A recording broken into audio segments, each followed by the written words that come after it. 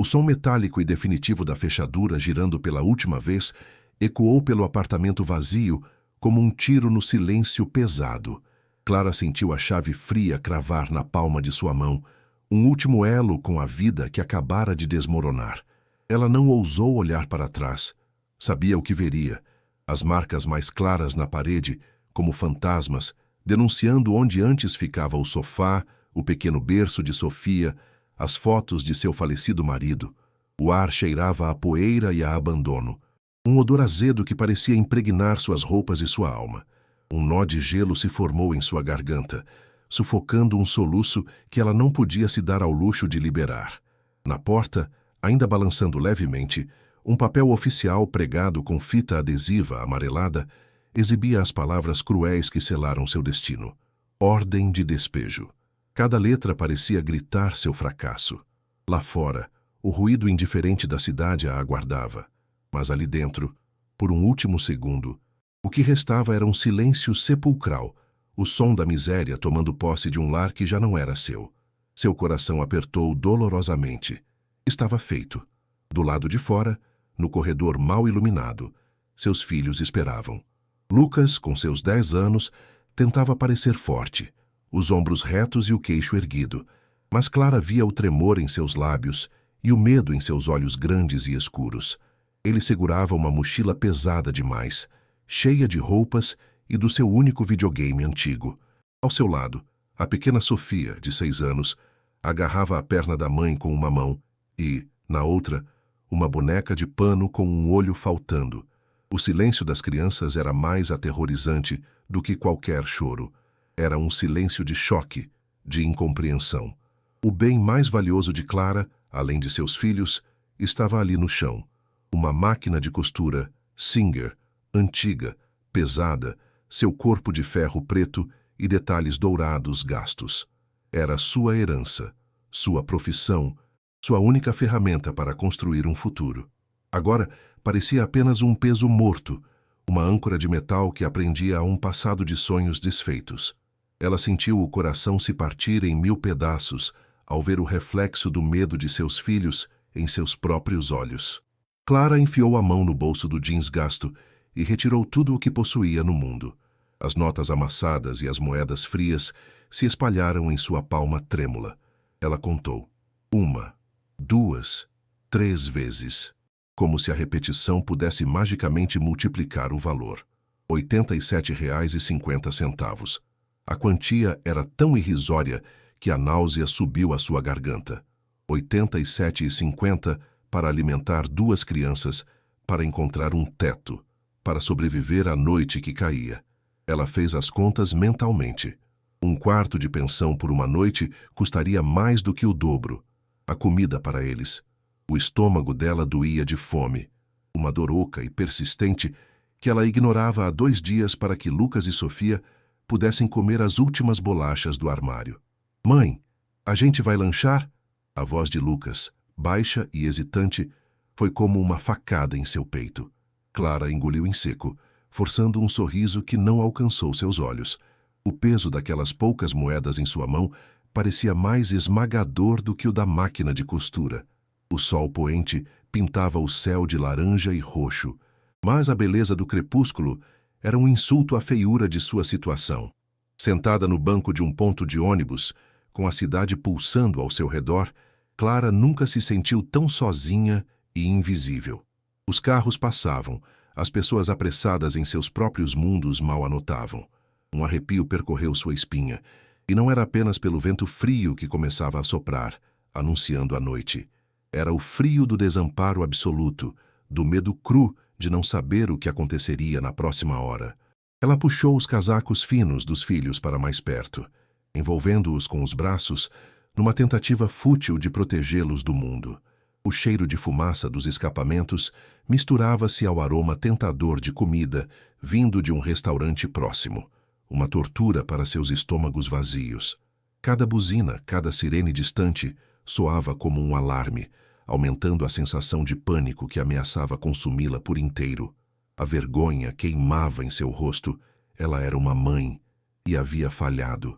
As luzes da rua piscaram e se acenderam. lançando um brilho artificial e frio sobre eles. Sofia já dormia em seu colo, um sono agitado, o rostinho pálido e manchado de poeira. Lucas, ao seu lado, encostou a cabeça em seu ombro, a falsa bravura finalmente vencida pelo cansaço e pela fome. Estavam na rua. Essa era a verdade nua e crua.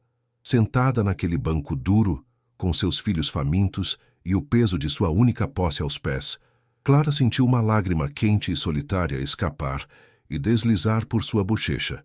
Era o fim da linha. O desespero era uma jaula e ela estava presa. Foi então, no fundo de sua mente, como uma brasa fraca sob cinzas, que uma memória surgiu. O balanço suave da cadeira de sua avó, o cheiro de chá de camomila e uma história sussurrada sobre uma tia-avó distante, uma pequena casa no interior, deixada como herança para a linhagem. Uma fagulha de possibilidade, tão improvável quanto desesperada. Diante do abismo, com o futuro de seus filhos em jogo, o que você faria? Se agarraria a essa memória frágil como a única tábua de salvação ou se entregaria ao desespero? A fagulha de esperança, acesa pelo desespero, transformou-se numa chama febril. Clara usou quase R$ 20 de seu mísero dinheiro em um orelhão e depois em uma lan house abafada, que cheirava a poeira e eletrônicos superaquecidos. Com as mãos trêmulas, ela digitou nomes e datas no teclado grudento, o coração batendo descompassado a cada clique. Os minutos corriam, devorando suas moedas. Lucas e Sofia esperavam em silêncio num canto, os olhos fixos na tela, como se pudessem entender a busca frenética da mãe. Ela sentiu um calafrio percorrer sua espinha, o medo de que a memória de sua avó fosse apenas uma história, uma miragem. Então, na tela cinzenta de um site do governo, uma linha apareceu. Um nome, um número de matrícula de imóvel, um endereço numa cidade cujo nome ela mal conseguia pronunciar. A herança era real. Uma onda de alívio tão forte a atingiu que suas pernas fraquejaram. Ela teve que se segurar na mesa para não cair, lágrimas de pura exaustão e gratidão inundando seus olhos.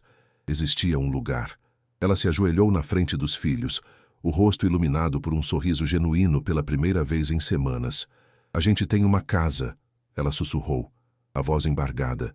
A vovó deixou uma casa pra gente, no interior, uma casa de verdade.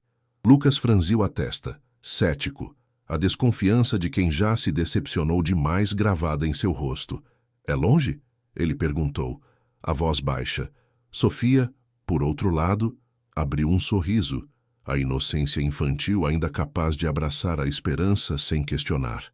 Tem um quintal, mamãe? Pra gente brincar? Clara sentiu o coração apertar. Ela não sabia de nada sobre o lugar, apenas que existia e era seu. Tem sim, meu amor, um quintal enorme. Ela mentiu, a promessa saindo de seus lábios antes que pudesse contê-la. Naquele instante, a imagem de uma casinha simples, mas acolhedora, com um jardim e um balanço, formou-se em sua mente. Era a imagem que ela precisava para sobreviver à jornada. Ela abraçou os dois com força, inalando o cheiro de seus cabelos, sentindo o calor de seus corpos pequenos contra o seu. A jornada foi um teste de resistência. Com o dinheiro restante, Clara comprou 3 passagens no guichê de uma rodoviária suja e barulhenta. O cheiro de diesel e de comida frita impregnava o ar, misturando-se ao murmúrio constante de centenas de conversas e anúncios pelo alto-falante. Carregar a pesada máquina de costura, as 2 mochilas e ainda segurar a mão de Sofia foi uma proeza de equilíbrio e força. Cada passo era um esforço. O homem do guichê olhou para o destino no bilhete e ergueu uma sobrancelha. Isso é no fim do mundo. Minha senhora, o ônibus só passa lá uma vez por dia e deixa na estrada principal. O aviso soou distante, abafado pela urgência de Clara. O fim do mundo parecia melhor do que o fim da linha onde ela estava. A máquina de costura, seu fardo e sua única ferramenta, parecia agora um símbolo. Ela a estava carregando para um novo começo, para reconstruir suas vidas ponto por ponto, costura por costura. Ela sentiu uma determinação de aço endurecer sua espinha. Eles iriam conseguir. O ônibus partiu com um solavanco, o motor roncando como um animal cansado. O veículo era velho, os assentos cobertos por um veludo gasto e manchado. As janelas tremiam a cada buraco na estrada. Clara se acomodou entre os dois filhos, que olhavam com fascinação a paisagem urbana cinzenta se transformar lentamente em campos verdes e depois em colinas áridas. O balanço monótono e o calor abafado dentro do ônibus começaram a pesar sobre eles. A viagem durou horas, uma eternidade marcada pelo choro de um bebê algumas fileiras atrás e pelo cheiro de suor e poeira. Sofia começou a se sentir enjoada, o rosto pálido e úmido de suor. Clara a segurou no colo, cantando baixinho uma canção de ninar, enquanto tentava ignorar o próprio estômago roncando de fome. Ela dividiu o último pacote de bolachas entre as crianças, recusando-se a comer sua parte. A esperança era seu único alimento. A imagem da casinha branca, com um jardim sendo seu único consolo contra a miséria presente. Lucas permaneceu em silêncio durante a maior parte do trajeto, o rosto pressionado contra o vidro frio da janela, observando a paisagem desconhecida passar. A bravura que ele tentava demonstrar havia se esvaído, dando lugar a uma ansiedade palpável. Ele não fazia perguntas, não reclamava. Esse silêncio preocupava Clara mais do que qualquer choro. Era o silêncio de quem internaliza o medo, de quem sente o peso do mundo adulto sobre seus pequenos ombros. Clara passou o braço ao redor dele, puxando-o para mais perto. "Vai ficar tudo bem, meu filho", ela sussurrou, mais para si mesma do que para ele. "Você vai ver." Ela sentiu o corpo dele relaxar um pouco contra o seu, um pequeno sinal de confiança que aqueceu seu coração gelado de preocupação. A jornada não era apenas física, era uma travessia emocional, levando-os de um desespero conhecido para uma esperança desconhecida. Cada quilômetro vencido era uma pequena vitória contra o abismo que haviam deixado para trás na cidade grande e indiferente. O motorista gritou o nome do vilarejo, um som quase ininteligível sobre o barulho do motor. "É aqui, fim da linha para vocês." O ônibus parou no acostamento de uma estrada de terra batida, ladeada por um mato alto e seco. Não havia ponto, não havia uma placa, apenas o vazio. O sol do fim de tarde lançava longas sombras sobre o chão. O motorista desceu a máquina de costura e as mochilas, jogando-as na poeira vermelha. Com um último olhar de piedade, ele subiu de volta e o ônibus partiu, levantando uma nuvem de poeira que os engoliu e depois se dissipou, deixando para trás um silêncio profundo e absoluto. Clara sentiu um arrepio. O silêncio era total, quebrado apenas pelo zumbido de insetos e o som do vento agitando as folhas secas. A cidade remota era, na verdade, apenas aquela estrada. Um homem velho que passava numa bicicleta apontou uma direção vaga. "A Casa dos Esquecidos. É só seguir essa trilha, mas ninguém vai lá há uns 30 anos." O coração de Clara começou a bater mais rápido, uma ansiedade fria subindo por sua garganta. A caminhada pela trilha de terra foi torturante. As rodas de um carrinho improvisado que Clara comprou com suas últimas moedas afundavam na poeira e nas pedras, tornando o transporte da máquina de costura um pesadelo. Lucas ajudava a empurrar, o rosto suado e vermelho de esforço. Sofia, cansada demais para andar, teve que ser carregada no colo de Clara. O ar era pesado, úmido, com um cheiro forte de terra molhada e vegetação em decomposição. O som de seus próprios passos e da respiração ofegante era tudo o que se ouvia. Após quase uma hora de caminhada, quando o sol já tocava o horizonte e pintava o céu com cores melancólicas, eles a viram. Ou melhor, o que restava dela. A imagem mental da casinha branca e acolhedora se estilhaçou em 1 milhão de pedaços. Diante deles, no meio de um terreno engolido pelo mato, estava um espectro, uma estrutura de madeira escura, torta, com o telhado parcialmente desabado e janelas que eram buracos negros e vazios. A esperança de Clara morreu instantaneamente. Um nó se formou em seu estômago. Aquilo não era uma casa, era uma ruína. A varanda da frente tinha tábuas podres e quebradas, uma armadilha perigosa. A pintura, que um dia talvez fora branca, agora era uma crosta cinzenta e descascada, revelando a madeira escura e apodrecida por baixo. Trepadeiras grossas subiam pelas paredes como veias, apertando a estrutura em um abraço mortal. O mato alto escondia o que um dia fora um quintal, e o silêncio ao redor não era de paz, mas de abandono total e absoluto. O único som era o ranger sinistro de um pedaço de telha solta balançando ao vento. Clara parou, incapaz de dar mais um passo. O peso de Sofia em seus braços, o peso da máquina de costura, o peso do mundo sobre seus ombros. Tudo pareceu insuportável. Seus filhos olhavam para a construção com os olhos arregalados, uma mistura de medo e incredulidade. O lugar não parecia apenas abandonado, parecia amaldiçoado, um monumento ao esquecimento e à decadência. A náusea subiu por sua garganta. Com o coração martelando contra as costelas, ela avançou, os pés afundando na vegetação úmida. Ela precisava ver o interior, precisava confirmar o tamanho do desastre. A porta da frente estava entreaberta, pendendo de uma única dobradiça enferrujada. O som que fez ao ser empurrada foi um gemido longo e arrastado, um protesto de madeira velha e metal corroído. No instante em que a fresta se abriu, um cheiro avassalador os atingiu. Era uma mistura nauseante de mofo, umidade, poeira antiga e excrementos de ratos. Um odor de morte e de tempo parado. Clara levou a mão à boca, tentando não vomitar. O interior era ainda mais escuro do que o crepúsculo lá fora. Uma lufada de ar frio e úmido veio de dentro, como o hálito de uma tumba. Ela sentiu a mãozinha de Sofia apertar sua calça com força e ouviu Lucas prender a respiração ao seu lado. O medo era palpável. Uma presença física no ar que eles respiravam. Aquele não era um refúgio. Era o fundo do poço. Hesitante, Clara deu um passo para dentro, o chão de madeira gemendo perigosamente sob seu peso. Quando seus olhos se ajustaram à penumbra, a verdadeira dimensão da catástrofe se revelou. No meio da sala principal, um buraco gigantesco no telhado se abria para o céu, e uma goteira persistente caía, formando uma poça de água escura e lamacenta no assoalho podre. O som da gota caindo, ploc, ploc, ploc, era a única batida no coração morto da casa.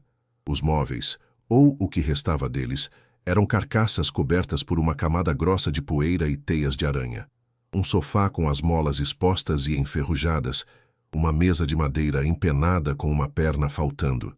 Uma família de ratos passou correndo por um canto escuro, o som de suas patas minúsculas arranhando a madeira, fazendo Sofia soltar um pequeno grito de pavor. Clara sentiu seu corpo inteiro tremer. Ela havia tirado seus filhos da incerteza da rua para trazê-los para um perigo concreto e imundo. As paredes contavam a mesma história de negligência. O papel de parede, com um padrão floral agora desbotado e amarelado, descolava-se em longas tiras úmidas, revelando manchas escuras e assustadoras de mofo por baixo. Em vários pontos, o reboco havia caído, expondo os tijolos e o esqueleto da casa. Uma rachadura enorme, como uma cicatriz, atravessava a parede principal do chão ao teto, um sinal claro de que a estrutura estava comprometida. Clara tocou a parede com a ponta dos dedos e sentiu a umidade fria e a textura arenosa do material se desfazendo. Um arrepio percorreu sua espinha. A casa não era apenas inabitável, era perigosa. A qualquer momento, uma parte do teto poderia ceder. Uma tábua do chão poderia quebrar. Ela olhou para os rostos assustados de seus filhos, iluminados pela luz fraca que entrava pelos buracos nas paredes, e sentiu uma onda de pânico puro. O que ela tinha feito? Que tipo de mãe arrastava seus filhos para um lugar como aquele? Não havia eletricidade. Os fios, onde ainda existiam, pendiam dos cantos como cipós mortos. Não havia água encanada. A única torneira na cozinha minúscula estava coberta de ferrugem e silêncio. A escuridão lá dentro tornava-se mais profunda a cada segundo que o sol se punha. Uma escuridão total, rural, que a cidade nunca conheceu. Lá fora, a noite estava chegando com todos os seus sons desconhecidos. O pio de uma coruja, o farfalhar de algo se movendo no mato alto, o uivo distante do vento. A sensação de isolamento era esmagadora. Não havia vizinhos, não havia luzes no horizonte. Não havia o som reconfortante de carros ou pessoas. Eles estavam sozinhos, completamente sozinhos, presos nesta ilha de decadência, no meio de um oceano de escuridão e natureza selvagem. Clara se sentiu engolida pelo lugar. sua identidade, sua força, sua esperança, tudo sendo sugado pela atmosfera opressiva da casa abandonada. A promessa de um teto sobre suas cabeças se transformara em uma piada cruel. Foi o choro de Sofia que finalmente quebrou o transe de horror de Clara. Não era um choro alto, de birra, mas um lamento baixo e assustado, cheio de medo e exaustão. "Mamãe, eu quero ir embora", ela soluçou, o rostinho enterrado na perna de Clara. "Aqui tem monstro." Lucas não chorou. Ele apenas ficou parado, os punhos cerrados ao lado do corpo, os olhos fixos no buraco do telhado.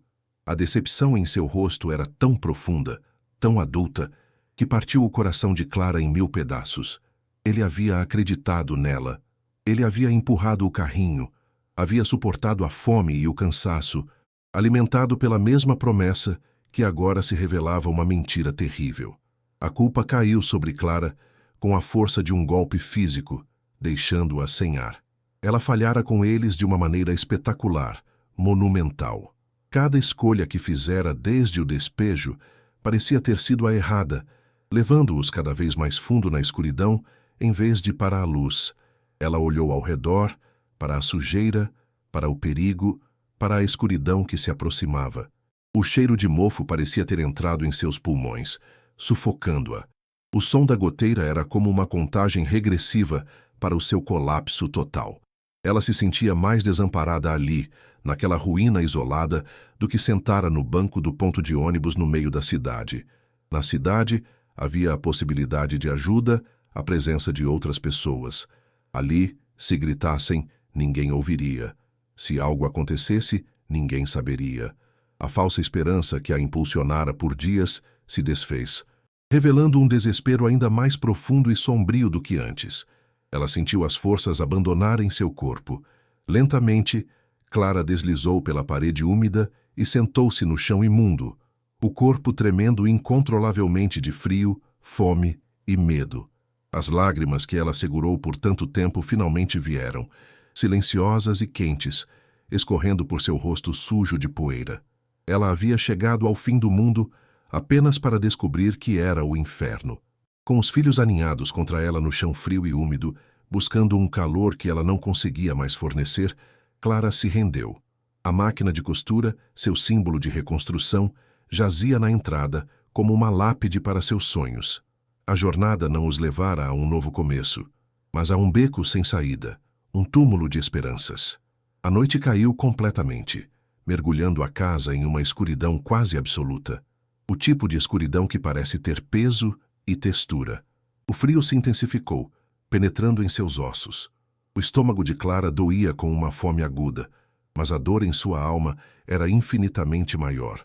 Ela olhou para o nada, para as sombras que dançavam e se contorciam, e um pensamento aterrorizante se cristalizou em sua mente, claro e nítido como o som da goteira. Ela não apenas falhara em protegê-los, ela os havia levado para um lugar onde poderiam morrer. E a culpa, ela sabia, seria inteiramente dela. Ali, no silêncio da ruína, Clara atingiu o fundo do poço, um lugar mais baixo e mais escuro do que jamais imaginara existir. A primeira luz da manhã, fraca e cinzenta, penetrou pelo buraco no telhado, pintando um círculo pálido no chão lamacento. Clara não dormira. Passara a noite sentada, com os filhos encolhidos em seu colo, tremendo de frio e medo, ouvindo a sinfonia assustadora da casa, o ranger da madeira, o assobio do vento pelas frestas, o som arrastado de algo se movendo no forro. Cada ruído era uma nova onda de terror. A fome era uma dor física, uma garra que torcia seu estômago vazio, mas a sensação de fracasso era ainda mais corrosiva.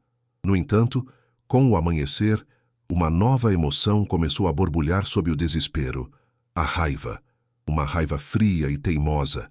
Ela não deixaria aquele lugar vencê-la. Não deixaria seus filhos adoecerem naquela imundície. Ela se levantou, o corpo dolorido protestando, e sentiu uma determinação gélida tomar conta de si. Precisavam de um espaço seguro, um único cômodo limpo. O quarto principal, apesar de tudo, parecia o menos arruinado. A sobrevivência, ela entendeu, começaria ali, com Sofia ainda dormindo. Enrolada no único casaco seco que tinham, Clara e Lucas começaram a tarefa impossível. O primeiro passo era tirar os restos podres de mobília do quarto. O ar estava pesado com o cheiro de mofo e poeira antiga. Um odor que grudava na garganta e fazia os olhos arderem. Clara amarrou um pedaço de pano sobre o nariz e a boca. Cada movimento levantava nuvens de pó que dançavam nos feixes de luz, revelando a decadência do lugar. Com um pedaço de madeira que encontrou, ela começou a varrer o chão. O som áspero arranhando o silêncio, misturando-se aos seus próprios grunhidos de esforço.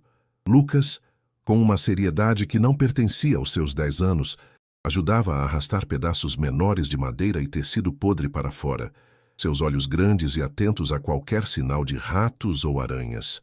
Clara sentiu uma pontada de orgulho e dor ao vê-lo. Ele estava tentando ser o homem da casa, um fardo pesado demais para seus ombros pequenos e magros. A maior parte do dia se foi nessa batalha contra a sujeira e o tempo. As mãos de Clara estavam vermelhas e arranhadas, com farpas finas cravadas sob a pele. Seus músculos doíam de uma forma que ela não sentia, desde que trabalhava turnos duplos na confecção. A fome era uma tontura constante, mas o trabalho a mantinha de pé. Finalmente, o quarto estava quase vazio, exceto pela carcaça de uma cama de ferro enferrujada e o que parecia ser a base de madeira de um guarda-roupa pesado, ambos pesados demais para mover sozinha. O chão, agora visível sob a camada de detritos, era feito de tábuas largas e escuras de madeira maciça, a maioria delas empenada pela umidade. Clara se ajoelhou, exausta, e passou a mão pela superfície áspera, sentindo a solidez que contrastava com a fragilidade do resto da casa. Foi então, enquanto limpava um canto mais escuro onde a cama ficava, que ela notou. Uma das tábuas não parecia igual às outras. Tinha uma coloração ligeiramente diferente. Ela sentiu o coração dar um salto estranho. Empurrou a tábua com os dedos. Ela se moveu. Apenas 1 milímetro. Mas se moveu. Acompanhada de um gemido baixo e oco, diferente do som sólido das outras. Um arrepio percorreu sua espinha. Uma mistura de medo e uma curiosidade irresistível. O que poderia estar ali embaixo? Sua primeira imagem mental foi de um ninho de cobras ou escorpiões. A casa parecia o tipo de lugar que abrigava criaturas peçonhentas. Hesitou, o suor frio escorrendo por sua testa. Lucas, percebendo a imobilidade da mãe, se aproximou. "O que foi, mãe?" Sua voz atirou do transe. Ela não podia demonstrar medo. Forçou um sorriso e disse: "Acho que encontrei uma tábua solta. Me ajude a ver se conseguimos tirar." Juntos, eles se ajoelharam e a missão de limpar o quarto subitamente adquiriu um novo propósito, um foco minúsculo de mistério no meio do caos da sobrevivência. Aquele pequeno movimento, aquela pequena anomalia, era a primeira coisa naquela casa que não gritava apenas decadência. Clara procurou por algo que pudesse usar como alavanca. Encontrou na cozinha em ruínas uma faca velha, de lâmina grossa e cabo de madeira rachado. A ponta estava quebrada, mas era forte o suficiente. Ela voltou para o quarto, o coração batendo um pouco mais rápido. Ajoelhou-se novamente e com cuidado inseriu a ponta da faca na fresta da tábua. Fez força. A madeira velha estalou em protesto, um som agudo que ecoou pelo quarto vazio. Ela sentiu a resistência dos pregos antigos, enferrujados há décadas. Lucas observava, os olhos arregalados, prendendo a respiração. Com um último esforço, aplicando todo o seu peso, Clara ouviu um estalo alto e definitivo. Um dos pregos cedeu. Ela forçou o outro lado. Outro estalo. A tábua estava livre. Um cheiro de poeira seca e ar estagnado subiu do pequeno vão escuro que se abriu no assoalho. Um perfume completamente diferente do odor úmido e mofado do resto da casa. Era o cheiro de algo há muito tempo selado e esquecido. Com as mãos trêmulas, ela levantou a tábua de madeira. O espaço embaixo não era fundo, talvez uns 20 centímetros de profundidade. Era um pequeno compartimento, um esconderijo. E dentro dele, repousando sobre uma camada de poeira fina como talco, havia um único objeto. Não era um ninho de cobras, nem ouro, nem joias. Era uma chave. Uma única chave de metal escuro, quase preto, coberta por uma fina camada de ferrugem avermelhada. Era grande e pesada, com um design antigo e ornamental na cabeça, um padrão de arabescos que a distinguia de qualquer chave moderna. Clara a pegou. Ela era fria ao toque, um frio que parecia vir de décadas de solidão no escuro. O peso em sua palma era substancial, real. Ela a virou e revirou, os dedos traçando os contornos da ferrugem. Uma pergunta imediata e poderosa se formou em sua mente, abafando o som da fome e do medo. O que essa chave abria? Pela primeira vez, a casa não lhe oferecia apenas perigo, mas também um enigma. A descoberta da chave mudou a energia do lugar. O desespero opressivo deu lugar a uma faísca de curiosidade febril. Para Lucas era uma aventura, um tesouro de pirata. Para Clara, era algo mais complexo. Uma chave significava que algo fora trancado, considerado valioso o suficiente para ser protegido. Naquela casa onde tudo parecia ter sido abandonado para apodrecer, a ideia de algo preservado era quase inconcebível. Seu primeiro impulso foi testá-la na porta da frente, mas a fechadura estava quebrada, pendendo inutilmente. Ela tentou no que restava de um armário no corredor, mas a chave era grande demais. Ela vasculhou a casa, o coração batendo com uma expectativa que não sentia há muito tempo, tentando a chave em cada buraco de fechadura que encontrava, mas nenhuma correspondia. A frustração começou a corroer a excitação inicial. A chave se tornou um símbolo da própria casa, uma promessa de algo que ela não conseguia acessar, um segredo trancado fora de seu alcance. No dia seguinte, a busca continuou. Enquanto Clara tentava acender uma pequena fogueira do lado de fora, com galhos úmidos para ferver um pouco da água da chuva que coletara, Lucas, incapaz de ficar parado, decidiu explorar o quintal. O mato era alto e denso, um labirinto de caules grossos, folhas largas e espinhos traiçoeiros. Para ele, era uma selva a ser conquistada. Ele usava um pedaço de pau como um facão, abrindo caminho pela vegetação. Foi então que seu pé bateu em algo duro, escondido sob uma camada de trepadeiras e terra. Ele tropeçou e caiu, o som de seu corpo batendo no chão seguido de um "ai". Clara se virou instantaneamente, o pânico subindo à sua garganta. "Lucas, você está bem?" Ele se levantou, limpando a terra da calça, o rosto não de dor, mas de surpresa. "Mãe, vem ver, tem uma porta aqui, uma porta no chão." Clara correu até ele, o coração aos pulos, e viu o que o filho apontava, a borda de madeira escura de um alçapão, quase completamente engolida pela natureza. Juntos, mãe e filho começaram a trabalhar com uma energia renovada. Com as próprias mãos, eles arrancaram as trepadeiras grossas e a vegetação rasteira que cobriam a estrutura. As plantas resistiam, seus espinhos arranhando a pele, suas raízes presas firmemente à terra. O cheiro de clorofila esmagada e terra úmida encheu o ar. Lentamente, a forma completa da porta foi revelada.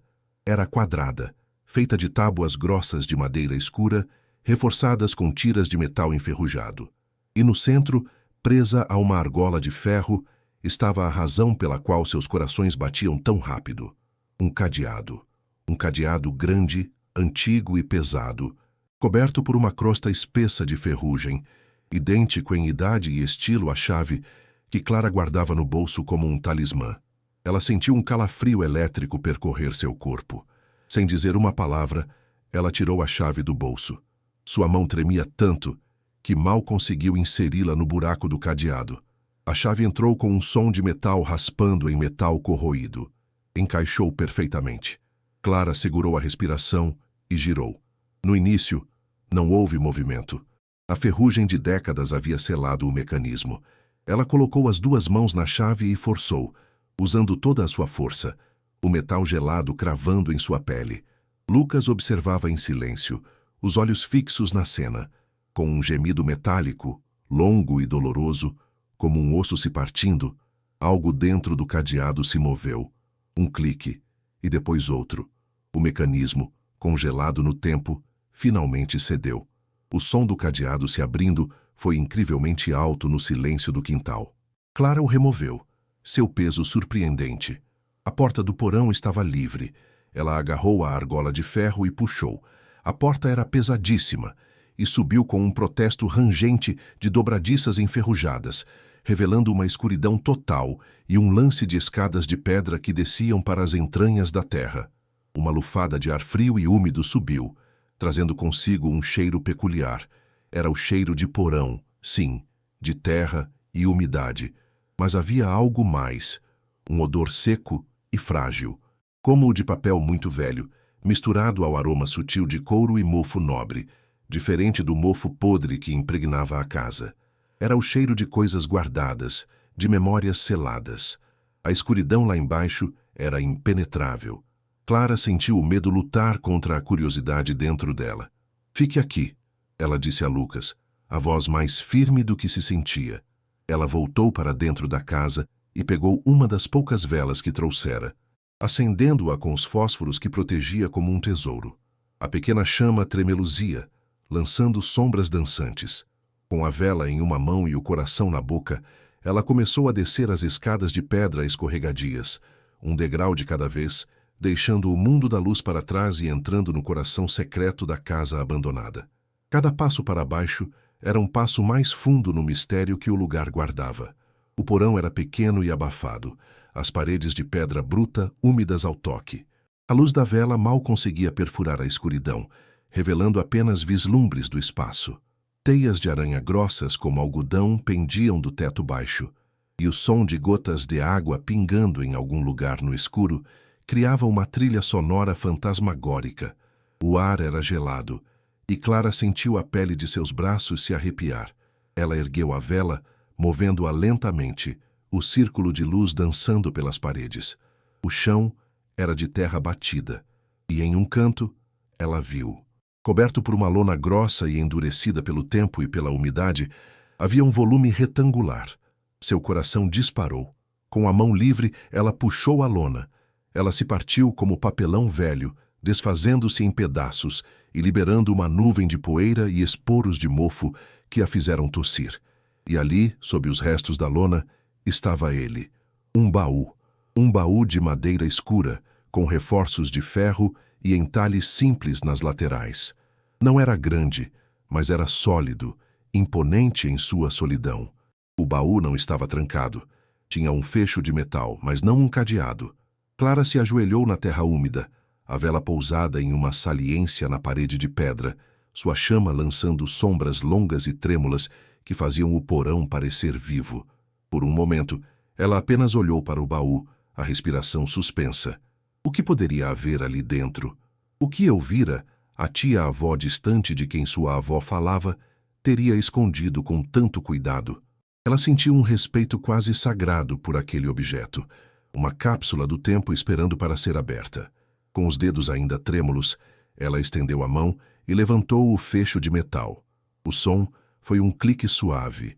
Então, lentamente, ela ergueu a tampa pesada de madeira. O rangido das dobradiças foi o som de um segredo sendo finalmente liberado, de uma história há muito silenciada que estava prestes a ser contada. Uma lufada de ar seco e perfumado, o cheiro de papel e tempo, subiu do interior do baú envolvendo-a. Seus olhos se arregalaram. O baú estava cheio. Na parte de cima, organizados com um cuidado que sobreviveu às décadas, havia dezenas de pequenos pacotes de cartas, cada um amarrado com fitas de cetim que um dia foram coloridas, mas agora estavam desbotadas para tons de marfim e cinza. As caligrafias nos envelopes eram elegantes, femininas, a tinta azul escura um pouco borrada pela umidade. Ao lado das cartas, um diário. Sua capa era de couro marrom, gasta e macia ao toque nos cantos, com as iniciais Gabi Marcy gravadas em ouro desbotado no centro. Clara sentiu um arrepio. Elvira, eram as coisas dela, eram suas palavras, seus segredos. Ela sentiu como se estivesse invadindo uma alma, mas a necessidade de entender, de saber o que aconteceu naquele lugar, era mais forte do que qualquer hesitação. Ela sabia que as respostas para a decadência daquela casa, e talvez para seu próprio futuro, estavam ali, naquele baú. Com cuidado, ela retirou o diário e um dos pacotes de cartas, colocando-os ao lado, na terra úmida. O que havia no fundo do baú a fez prender a respiração. Era um envelope grande e grosso, de papel pardo, selado não com cola, mas com um laço de barbante. Seu peso era considerável. Com os dedos formigando de antecipação, Clara desfez o nó frágil. De dentro, ela retirou primeiro um conjunto de negativos de fotografia, pequenos retângulos de plástico escuro e misterioso, segurando-os contra a luz da vela, sem conseguir distinguir as imagens. E então, ela tirou o resto. Eram documentos, papéis grossos, amarelados, com selos oficiais, carimbos e uma caligrafia elaborada. Ela não entendia todos os termos legais, mas reconheceu as palavras mais importantes, escritas em letras grandes no topo de uma das folhas. Título de propriedade. Não era apenas um título, eram vários. E os mapas desenhados à mão anexados a eles mostravam uma área vasta. Muito maior do que o pequeno terreno em ruínas onde ela estava. Com as mãos sujas de terra e o corpo dolorido, Clara subiu as escadas do porão, carregando o baú como se fosse um recém-nascido. O peso da madeira antiga parecia pequeno comparado ao peso do mistério que ele continha. Na luz cinzenta da sala principal, ela se ajoelhou no chão limpo e abriu a tampa novamente. O cheiro de papel velho e memórias guardadas era ainda mais forte ali. Um perfume do passado que contrastava brutalmente com o odor de mofo e podridão da casa. Ela pegou o diário de couro com uma reverência que não sabia possuir. As iniciais douradas, Uitácia, brilharam fracamente. Elvira. Com os dedos trêmulos, Clara abriu na primeira página. A caligrafia era fluida e elegante, a tinta de um azul profundo, e as palavras que leu a fizeram sentir uma pontada de inveja e tristeza. Eram palavras de uma mulher feliz, descrevendo o amor por seu marido, Antônio, e a beleza de sua terra, um lugar que ela chamava de Paraíso Verde. Um arrepio percorreu a espinha de Clara. Ela estava lendo a alma de uma fantasma. As primeiras páginas do diário de Elvira pintavam um quadro idílico, um mundo que Clara mal podia conceber. Elvira escrevia sobre o cheiro da terra molhada após a chuva, o som do gado no pasto ao amanhecer e o sabor das frutas colhidas diretamente do pé. Descrevia seu marido, Antônio, não como um homem, mas como uma extensão da própria terra, mãos calejadas, pele queimada de sol e um amor feroz por cada palmo daquele chão. Clara sentiu o coração apertar. Ela leu sobre os planos deles. Construir mais um quarto na casa para os filhos que viriam, plantar um pomar de laranjeiras perto do rio, viver e morrer naquele lugar.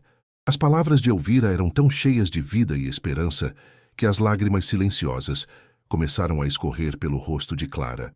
Era um eco doloroso de seus próprios sonhos perdidos, dos planos que ela e seu falecido marido haviam feito, agora reduzidos a pó e memória, assim como a casa ao seu redor.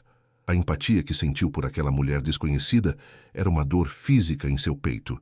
Então, a narrativa mudou. A data no topo da página era de 1973. A caligrafia de Elvira, antes tão calma e fluida, tornou-se apressada, quase arranhada no papel. Ela descreveu a chegada de um homem, um forasteiro na região. Um homem de botas lustrosas e um bigode grosso que se apresentava como Coronel Borges. Ele não olhava para a terra com amor, como Antônio, mas com cobiça. Seus olhos, Elvira escreveu, eram pequenos e frios como os de uma serpente. Ele falava sobre progresso, sobre a descoberta de minério valioso, sob o solo fértil que eles tanto amavam. Clara sentiu o estômago gelar. Ela conhecia aquela história. Era a história de muitos lugares no interior do Brasil. O progresso que chegava na forma de um trator, destruindo tudo pelo caminho. O coronel fez uma oferta pela terra, um valor que Elvira descreveu como um insulto, o preço de algumas cabeças de gado por uma vida inteira de trabalho e suor. A recusa de Antônio foi firme, educada, mas definitiva. Eles não venderiam. Nunca. A partir daquele ponto, o diário se transformou em um registro de terror. A caligrafia de Elvira ficava cada vez mais trêmula, as manchas de tinta sugerindo lágrimas que caíram sobre o papel enquanto ela escrevia. Ele nos cerca, dizia uma entrada. Seus homens passam pela nossa cerca a cavalo, nos observando. Não sorriem, apenas olham. Em outra, Ela descreveu o poço de água que foi contaminado, matando parte do rebanho. Depois, o incêndio misterioso que destruiu o celeiro. Não havia provas, apenas o medo constante, a sensação de estar sendo caçado em sua própria casa. O ar, antes puro, agora cheirava a perigo. Clara sentia o pânico de Elvira como se fosse seu, a sensação de isolamento e impotência.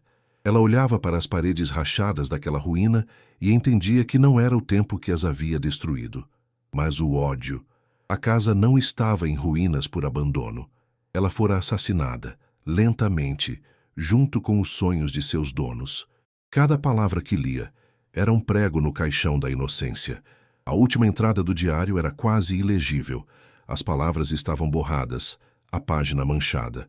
A data era de 2 semanas após a entrada anterior. Antônio se foi. Começava a frase, uma sentença de morte escrita com tinta e desespero. Ele foi até a cidade resolver sobre os papéis da terra, dizer que não cederíamos. Ele nunca voltou. Os homens do coronel vieram aqui hoje. Não disseram nada, apenas me olharam. E eu soube, senti no meu peito, um buraco frio onde meu coração estava. Eles o levaram. Eles o mataram. Estou sozinha. Clara fechou o diário com um soluço, o som ecoando no silêncio da casa.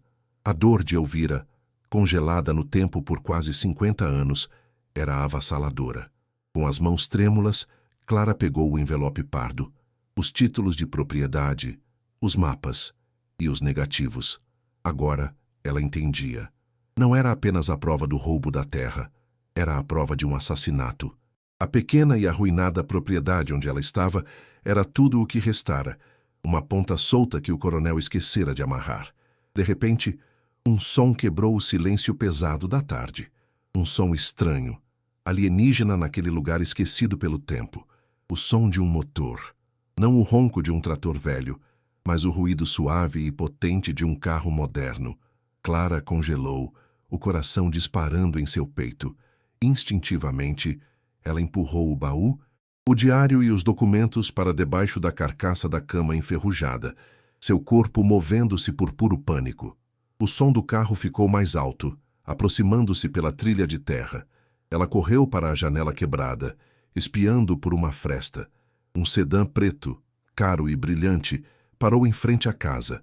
A poeira vermelha que ele levantou parecia sujar sua perfeição. A porta do motorista se abriu e um homem saiu. Ele não parecia um fazendeiro. Usava calças sociais, uma camisa polo impecavelmente branca e sapatos de couro que brilhavam mesmo sob a luz fraca. Ele era alto, com cabelos grisalhos bem cortados e um sorriso no rosto. Mas o sorriso não alcançava seus olhos. Clara sentiu a náusea subir à sua garganta. O homem caminhou em direção à casa com a confiança de quem é dono do chão que pisa. Seu passo era lento, calculado. Ele parou antes da varanda podre, observando a ruína com uma expressão de leve desprezo. Então, seus olhos se fixaram em Clara, visível através da janela vazia. "Boa tarde", ele chamou. A voz surpreendentemente amigável, ressoando com autoridade. "Eu sou o Dr. Valdemar Borges. Soube que minha nova vizinha havia chegado." Borges. O nome a atingiu como um soco no estômago. O sangue fugiu de seu rosto. Valdemar Borges, filho do coronel Borges. A história do diário não era história, era presente. Era aquele homem, parado a poucos metros dela, com um sorriso falso e o mesmo olhar de serpente que Elvira descrevera em seu pai. Ela sentiu as pernas fraquejarem e precisou se apoiar na parede úmida para não cair. O cheiro de seu perfume caro chegou até ela, misturando-se ao cheiro de mofo, uma combinação nauseante de poder e decadência. O passado e o presente colidiam bem na sua frente. Ele se aproximou da porta, mas não entrou. Permaneceu do lado de fora, como se o interior da casa fosse sujo demais para ele. "Ouvi dizer que a senhora é herdeira desta propriedade", ele disse, a pausa antes da palavra propriedade, carregada de escárnio. "Fico feliz que alguém tenha vindo dar um fim digno a este lugar. Eu sou um benfeitor da região, sabe? Ajudo a comunidade, gero empregos com minhas empresas." Clara apenas assentiu, incapaz de formular uma única palavra. Sua boca estava seca, A língua parecia um pedaço de lixa. Ele sabia quem ela era. Ele estava esperando por ela. A percepção a atingiu com a força de um raio. A chegada dela não fora uma surpresa. Fora um evento monitorado. Eu imagino que sua situação não seja fácil. Ele continuou, o tom agora tingido de uma falsa compaixão que a fez sentir um calafrio. Uma mulher sozinha, com 2 crianças. Este lugar não é seguro. Ele olhou para Lucas e Sofia, que se encolheram atrás da mãe, e seu sorriso se alargou um pouco, tornando-se ainda mais ameaçador. É por isso que estou aqui, disse Dr. do Valdemar, juntando as mãos na frente do corpo em um gesto de falsa sinceridade. Quero ajudá-la. Esta terra não vale nada. É um pedaço de chão inútil na fronteira de minhas propriedades. Mas, por razões sentimentais, pela história da minha família na região, eu gostaria de comprá-la. Para limpar tudo isso, entende? Ele enfiou a mão no bolso da calça e tirou um pequeno maço de notas. Posso lhe oferecer 5.000 reais, agora mesmo. É mais do que qualquer outra pessoa pagaria. A senhora poderia pegar suas crianças, voltar para a cidade, alugar um lugar decente, recomeçar. 5.000 reais. A quantia era uma piada, um insulto, exatamente como a oferta do pai dele a Antônio, décadas atrás. Era dinheiro suficiente para sobreviver por alguns meses, talvez. Mas era o preço do silêncio. O preço para que ela desaparecesse e levasse consigo o segredo que estava escondido sob a cama enferrujada. Clara sentiu o peso do diário, dos títulos de terra, como se estivessem queimando sua pele. Clara olhou para o dinheiro na mão dele e depois para os rostos assustados de seus filhos. 5.000 reais. Poderia ser a salvação imediata. Comida, um teto seguro, o fim daquela miséria. Mas ela também viu o rosto de Elvira em sua mente, a caligrafia trêmula, a dor da perda. Ela viu o fantasma de Antônio. Vender aquela terra seria cuspir no túmulo deles. Seria validar o roubo. É um assassinato. Seria se tornar cúmplice. O conflito a rasgou por dentro. A sobrevivência de seus filhos contra a justiça por uma estranha. Ela engoliu em seco, tentando encontrar a voz. Eu preciso pensar. Ela conseguiu sussurrar, a voz rouca e fraca.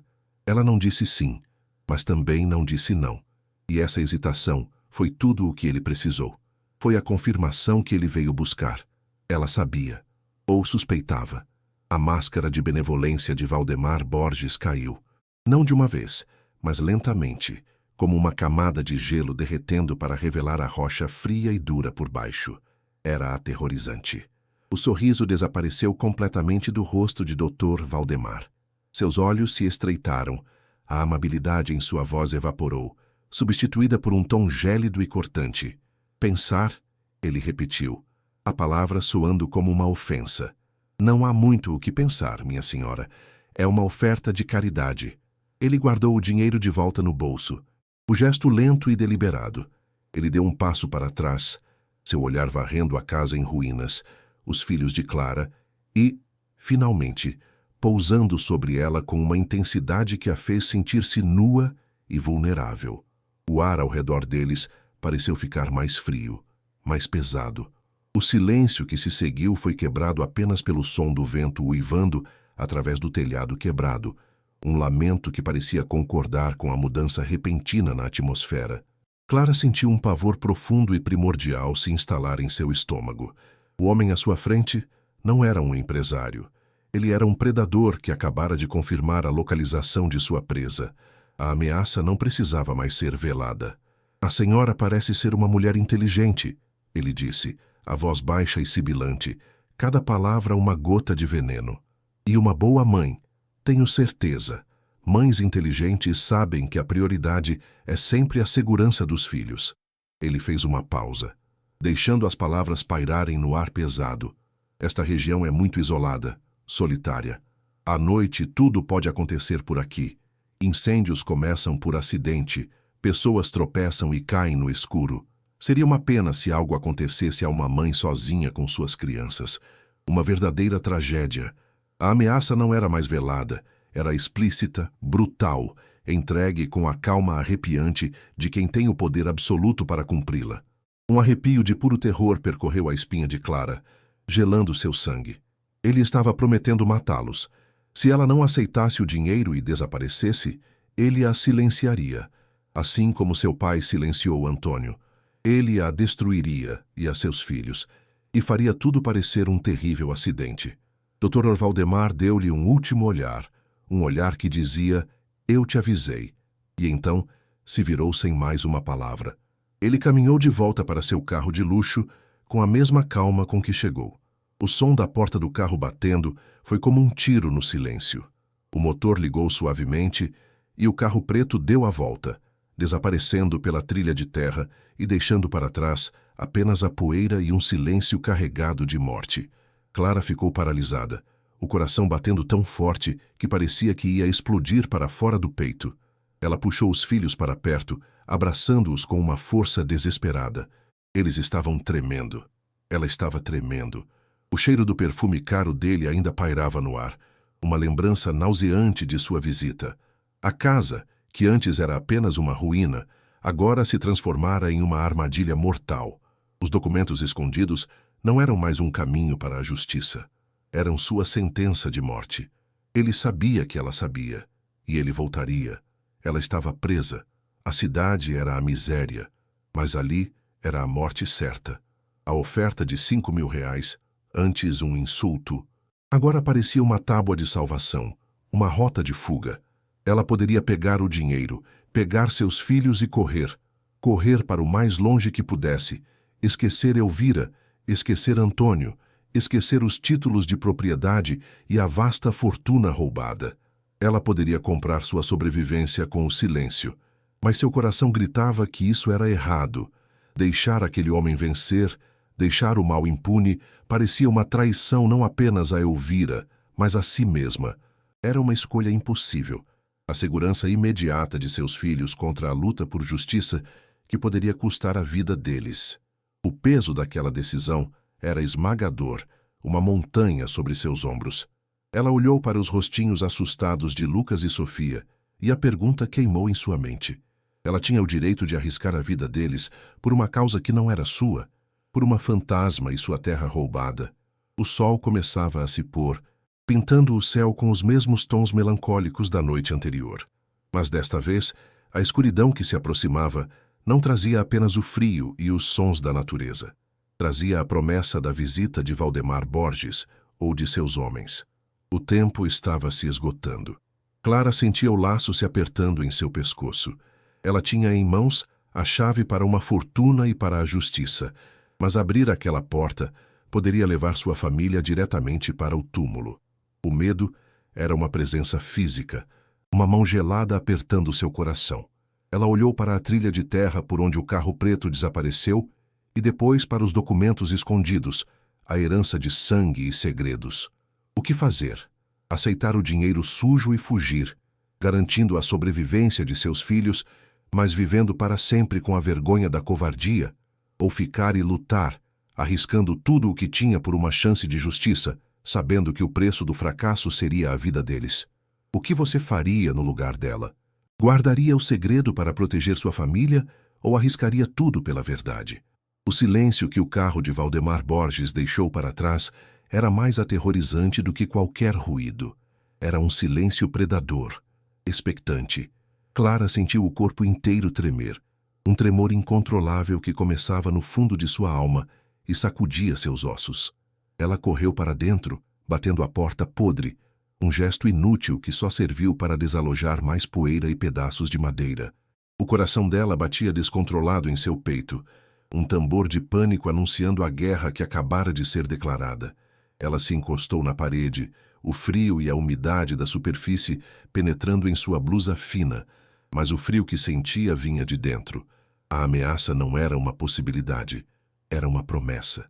Ele voltaria, e a noite estava chegando. Cada sombra que se alongava no chão da sala parecia uma aparição.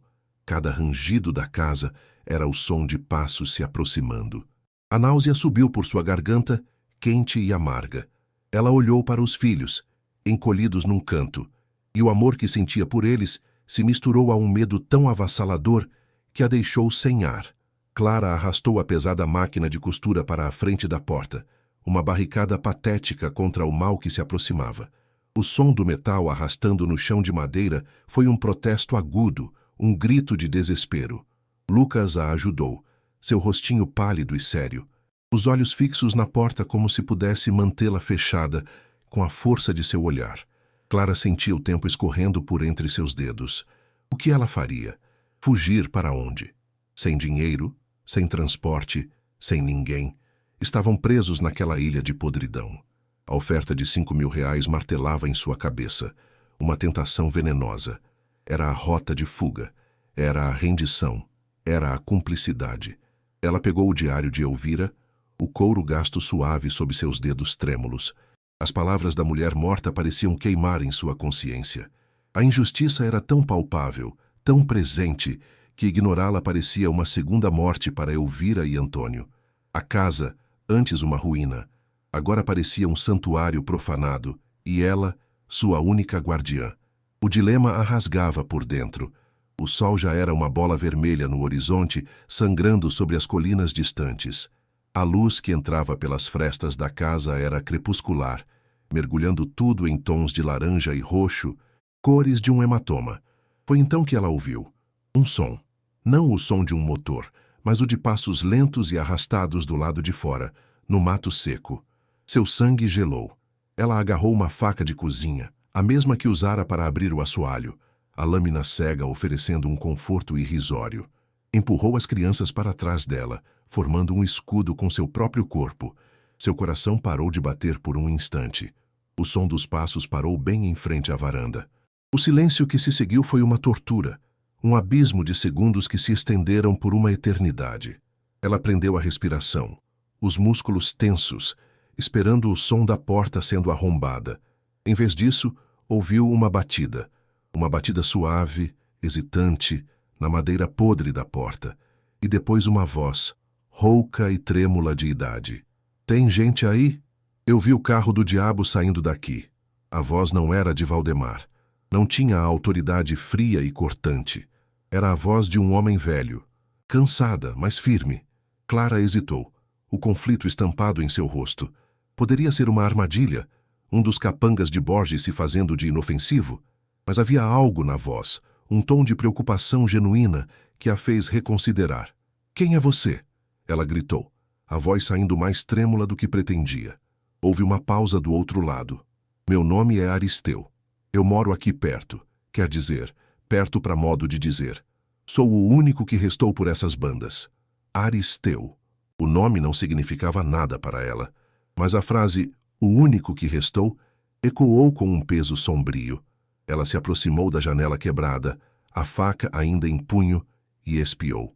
Parado ali, iluminado pela última luz do dia, estava um homem muito velho, de pele enrugada como couro seco, e olhos pequenos e brilhantes que pareciam ter visto o mundo nascer e morrer várias vezes.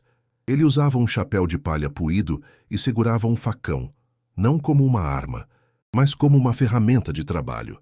Ele não parecia uma ameaça. Parecia um fantasma de um tempo esquecido, tão desgastado quanto a própria terra ao redor. Clara sentiu seu instinto lhe dizer para confiar, uma aposta desesperada no meio do caos. Lentamente, ela e Lucas empurraram a máquina de costura, abrindo uma fresta na porta. O velho, seu Aristeu, não se moveu. Ele apenas a observou com aqueles olhos penetrantes. "Eu vi o carro do Borges filho. Ele não vem aqui desde que era um rapazola. Se ele veio, boa coisa não é. O pai dele era um demônio. O filho, dizem que é o demônio vestido de anjo." As palavras dele confirmaram os piores medos de Clara.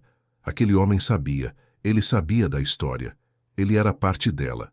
Sem pensar, movida por um impulso de desespero e uma necessidade avassaladora de compartilhar o fardo que carregava, ela abriu a porta completamente.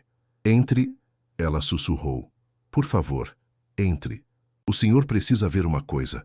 Era um risco monumental, mas ficar sozinha com aquele segredo era um risco ainda maior. O velho hesitou por um segundo e então atravessou o umbral. Dentro da casa, à luz de uma única vela que Clara acendeu, o rosto de seu Aristeu era uma máscara de rugas e sombras. O cheiro de mofo e podridão, não pareceu incomodá-lo. Seus olhos percorreram o cômodo, a ruína, o buraco no teto, e um suspiro pesado escapou de seus lábios. Está pior do que eu lembrava, ele murmurou, mais para si mesmo. Pobre Elvira. O nome. Ele disse o nome. Clara sentiu um arrepio. O senhor a conheceu? O velho assentiu lentamente, tirando o chapéu em um gesto de respeito. Conheci. Eu era quase um menino. Trabalhava para eles, para ela e para o seu Antônio. Gente boa. A melhor gente que já pisou nesse chão. Lágrimas brotaram nos olhos do velho, lágrimas antigas, guardadas por 50 anos. Clara sentiu uma conexão imediata com aquele homem, um elo forjado na tragédia compartilhada daquele lugar. Ela não estava mais sozinha na sua descoberta. Havia uma testemunha viva da história, uma testemunha que poderia confirmar que ela não estava louca, que os fantasmas que sentia eram reais. Com as mãos trêmulas, Clara pegou o diário de couro e os títulos de propriedade de debaixo da cama. Ela os estendeu para seu Aristeu. A luz da vela dançava sobre os papéis amarelados. O velho estendeu a mão, uma mão gnarled, deformada por uma vida de trabalho pesado, e tocou o diário com uma reverência que espelhava a de Clara. Seus dedos traçaram as iniciais. E. A. Eu me lembro disso, ele sussurrou, a voz embargada. Ela estava sempre escrevendo nele, sentada na varanda, quando a varanda ainda existia. Ele não precisou ler. Ele viveu aquela história. Clara contou a ele sobre o que leu, sobre o coronel Borges, a intimidação, o desaparecimento de Antônio. A cada palavra dela, o velho assentia, o rosto uma máscara de dor e raiva impotente. Foi isso mesmo, menina. Foi exatamente assim. Eles sufocaram eles, tiraram a água, o sossego, o sono. Fizeram da vida deles um inferno aqui na terra. E tudo por ganância, por causa do que tem debaixo desse chão. A validação dele era um alívio e um terror. Tudo era verdade. Eles levaram o seu Antônio. Continuou o velho, a voz agora baixa e conspiratória, como se as paredes pudessem ouvir. Numa noite sem lua, eu vi. Eu era novo, curioso, e me escondi no mato quando ouvi os cavalos. Eram os homens do coronel. 3 deles. Levaram seu Antônio à força. Ele não gritou. Era um homem orgulhoso. Apenas olhou para a casa uma última vez, como quem se despede. A cena que o velho pintava com palavras era tão vívida que Clara podia vê-la, senti-la. O cheiro da noite, o som dos cascos dos cavalos, o silêncio aterrorizante de um homem sendo levado para a morte. Seu Aristeu parou, engolindo em seco, a memória claramente dolorosa. Ele olhou para Clara, os olhos brilhando com uma intensidade feroz na luz da vela. Mas tem uma coisa que a Elvira não escreveu no diário dela, porque ela nunca soube, e que o diabo do coronel e o filho dele acham que ninguém sabe, mas eu sei, porque eu vi. A respiração de Clara ficou presa na garganta. A peça final. Ele a tinha. Depois que levaram seu Antônio, seu Aristeu continuou, a voz quase um sussurro. A curiosidade e o medo me fizeram seguir eles. De longe, me arrastando pelo mato como um bicho. Eles não foram para a cidade. Eles entraram nas terras que hoje são do Borges, não muito longe daqui. Tem uma figueira velha lá, uma figueira gigante, com as raízes feito cobras para fora da terra. Dá para ver daqui de cima do morro quando o dia tá limpo. Ele fez uma pausa, fechando os olhos como se para revisitar a cena em sua mente. O silêncio no quarto era absoluto, quebrado apenas pelo crepitar da vela e pela respiração suspensa de Clara. Ela sentia o peso da revelação que estava por vir. Uma verdade que ficara enterrada por meio século, prestes a vir à tona. A localização. Ele sabia a localização. A prova final não estava apenas nos papéis, mas na própria terra roubada. O quebra-cabeça estava quase completo, e a imagem que se formava era mais monstruosa do que ela jamais poderia ter imaginado. Eu vi o clarão das lanternas deles perto da figueira, disse o velho, abrindo os olhos, e ouvi o som de paz batendo na terra, um som oco, surdo. Eles estavam cavando. Eu fiquei ali, escondido atrás de uma moita, tremendo tanto que batia os dentes. O medo era tanto que quase me mijei nas calças. Mas eu não consegui ir embora. Eu precisei ver. Ele olhou para as próprias mãos, como se ainda pudesse sentir a terra daquela noite. Eles não demoraram muito. Depois, jogaram ele dentro, seu Antônio, e cobriram de terra, sem reza, sem cruz, sem nada, como se fosse um animal. Enterraram ele na própria terra que ele amava, debaixo da sombra da figueira. Eu fiquei em silêncio por 50 anos, menina.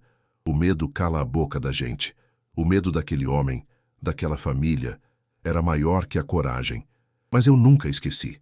Toda noite, quando eu fecho os olhos, eu escuto o som daquelas pás. A revelação caiu no quarto como uma pedra, final e pesada, a ossada, o corpo. A prova irrefutável do assassinato estava lá, esperando. O choque da revelação deixou Clara paralisada. Era mais do que ela esperava, mais terrível e mais concreto. Agora não se tratava apenas de papéis e diários, mas de um corpo, de uma sepultura clandestina, de uma prova física que nem mesmo o poder dos Borges poderia negar. Ela olhou para seu Aristeu e viu nele não apenas um aliado, mas o guardião de uma verdade monstruosa, um fardo que ele carregara sozinho por toda a sua vida. A presença dele ali, a coragem que ele encontrou para finalmente falar, acendeu dentro dela uma nova chama. Não era mais apenas a raiva teimosa pela sobrevivência, era a fúria pela justiça. A história de Elvira e Antônio não era mais a história de estranhos. Era a sua história agora e a de seu Aristeu. Eles eram os únicos que podiam dar voz aos mortos. A hesitação de Clara se desfez, substituída por uma determinação de aço. Ela não iria fugir. Ela não iria aceitar o dinheiro. Ela iria lutar. Ela devia isso a Elvira, a Antônio e agora a Aristeu. E a si mesma. Nós temos que fazer alguma coisa, disse Clara, a voz firme pela primeira vez naquela noite. Nós temos as provas, o diário, os títulos de propriedade, e agora-se o seu testemunho, o corpo. Eles não podem escapar disso. Seu Aristeu olhou para ela, uma mistura de admiração e medo em seus olhos velhos. É perigoso, menina. O Valdemar é que nem o pai. Ou pior, ele não vai hesitar. Ele sabe que você está aqui, ele sabe que você não aceitou a mixaria dele. Ele sabe que você é um problema. E ele resolve os problemas dele do mesmo jeito que o pai resolvia. As palavras dele eram um balde de água fria, mas não apagaram o fogo da determinação de Clara. Apenas a tornaram mais consciente do perigo iminente. O tempo estava contra eles. Cada minuto que passavam naquela casa era um minuto a mais na mira de Valdemar Borges. Precisavam agir, e precisavam agir rápido, antes que a noite trouxesse consigo os monstros prometidos. A adrenalina começou a bombear em suas veias, afogando a fome e o cansaço. De repente, um som cortou a noite. Vindo da pequena casa de seu Aristeu, a alguns quilômetros de distância, mas audível na quietude do campo. Um latido e depois outro, frenético, desesperado. O latido de um cão que não está avisando, mas sim em pânico. Seu Aristeu se levantou de um salto, o corpo velho movendo-se com uma agilidade surpreendente. É o meu cachorro, o sultão. Ele nunca late assim à toa. Nunca. O sangue de Clara gelou instantaneamente. Ela correu para a janela quebrada e olhou na direção da escuridão, na direção da trilha que levava à estrada, e então ela viu duas luzes, dois faróis de carro cortando a escuridão da mata, movendo-se lentamente, mas de forma inexorável, em direção a eles. Não era o sedã de luxo de Borges, era uma caminhonete velha e barulhenta. O tipo de veículo que não se importa com estradas de terra ou com o que precisa atropelar pelo caminho. O coração de Clara despencou. A promessa de Valdemar estava sendo cumprida. Eles estavam vindo. Eles chegaram. A voz de Clara foi um sopro de puro pavor. O pânico tomou conta do quarto. Era real. Estava acontecendo. Não havia mais tempo para planos, para pensar, para hesitar. Havia apenas tempo para reagir. Pega as crianças, gritou seu Aristeu, o medo dando uma força surpreendente à sua voz. Pega as provas, não deixe nada para trás. Temos que sair daqui, agora. Clara agiu por puro instinto maternal. Ela correu para os filhos que choravam baixinho num canto, apavorados pelo pânico dos adultos. Escutem, meus amores, Nós vamos brincar de esconde-esconde, tá bom? Mas temos que ser muito, muito silenciosos. Ela os agarrou, um em cada mão, e os puxou em direção à parte de trás da casa. Lucas, com os olhos arregalados, não questionou. Ele apenas agarrou a mão da mãe com força. O baú. Ela não podia esquecer o baú. Com uma força que não sabia que tinha, ela o agarrou, o peso da madeira e dos segredos parecendo quase insuportável naquele momento de terror absoluto. A adrenalina queimava em seus músculos. Os faróis da caminhonete varreram a frente da casa, a luz entrando pelas janelas e frestas, como os dedos de um monstro tateando no escuro. As sombras dançaram loucamente, transformando o interior da ruína em um pesadelo. Clara ouviu o som do motor sendo desligado, um silêncio súbito e ameaçador, que foi imediatamente quebrado pelo bater de duas portas de carro. E depois, o som de botas pesadas pisando no mato seco, aproximando-se. Eram dois homens, suas silhuetas escuras se destacando contra a luz dos faróis. Eles não estavam tentando ser silenciosos. Eles queriam que ela soubesse que estavam ali. Era parte da intimidação, do terror. A gente sabe que você tá aí, moça. Uma voz gritou, uma voz grossa e cruel. O doutor mandou um recado. É melhor você sair por bem. Clara sentiu a bile subir à sua garganta. Não havia negociação. Era uma sentença. A casa não era mais um refúgio. Era uma armadilha prestes a se fechar, com fogo e morte como suas mandíbulas. Pela janela dos fundos, sussurrou seu Aristeu, apontando para uma abertura na parede do pequeno quarto dos fundos, onde a moldura da janela apodrecera e caíra há muito tempo. Vamos pela mata. Eles não vão esperar por isso. A gente corre para minha casa. Lá tem um telefone. Velho, mas funciona. Era um plano desesperado, uma corrida pela vida na escuridão total. Clara não hesitou. Ela passou o baú para seu Aristeu, que o pegou com um grunhido de esforço. Então, ela ajudou Lucas a passar pela abertura, o menino caindo do outro lado, no chão úmido e coberto de folhas, sem fazer um som. Depois foi a vez de Sofia, que soluçava de medo. Clara a beijou na testa. Silêncio, meu amor. A mamãe já vai. Ela olhou para trás uma última vez para a silhueta da máquina de costura na sala, seu último elo com a vida antiga, e a abandonou sem um pingo de arrependimento. Sua única ferramenta agora era a verdade contida naquele baú, e sua única missão era sobreviver para usá-la. Clara se espremeu pela janela, sentindo os cacos de madeira arranharem sua pele, rasgando sua roupa. O ar da noite era frio e cheirava a terra e medo. Do lado de fora, a escuridão era quase total, um alívio depois de estar na mira dos faróis. Ela ouviu um estrondo na frente da casa, o som da porta da frente sendo arrombada com um único chute. Ela não tá aqui. Procura nos quartos e traz o galão.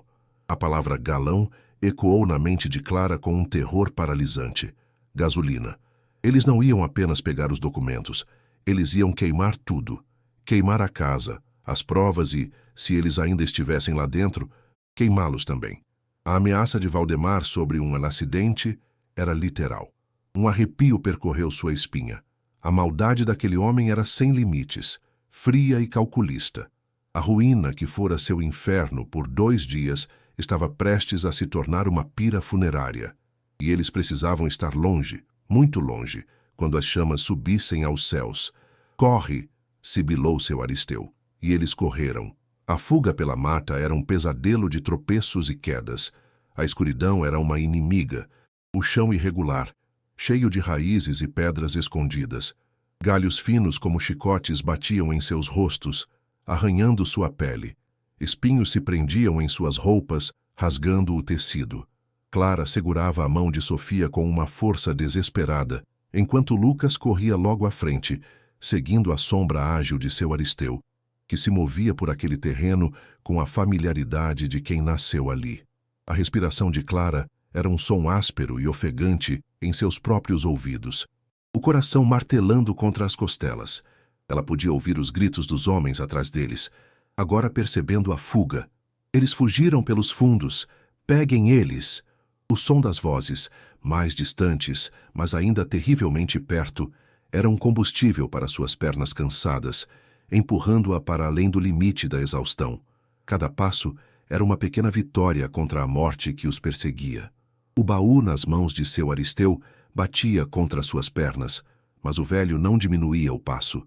Aquele objeto, cheio de papel e memórias, era a coisa mais pesada e a mais valiosa do mundo naquele momento. Era a razão daquela perseguição e sua única esperança de salvação. Clara olhou para trás por um segundo e viu. Um brilho alaranjado começou a pulsar através das árvores, vindo do lugar onde estava a casa. Uma luz fraca, que cresceu rapidamente, tornando-se uma labareda faminta que lambia o céu noturno. O fogo eles haviam feito. O som do crepitar da madeira velha queimando chegou até eles. Um rugido baixo e faminto, junto com o cheiro acre de fumaça. A casa de Elvira, o último vestígio físico de sua existência, estava sendo apagada da face da terra, transformada em cinzas e fumaça. Uma onda de tristeza e raiva subiu pelo peito de Clara, mas ela a engoliu. Não havia tempo para luto, havia apenas tempo para correr, para levar a história de Elvira para longe das chamas que tentavam silenciá-la para sempre. A perseguição continuava. As luzes das lanternas dos capangas dançavam entre as árvores, cada vez mais próximas. Clara sentia seus pulmões queimarem, suas pernas transformadas em chumbo. Sofia começou a chorar. Um choro de exaustão e pavor que ameaçava denunciar a posição deles. Shh, meu amor, estamos quase lá. Clara sussurrava, a voz entrecortada pela corrida.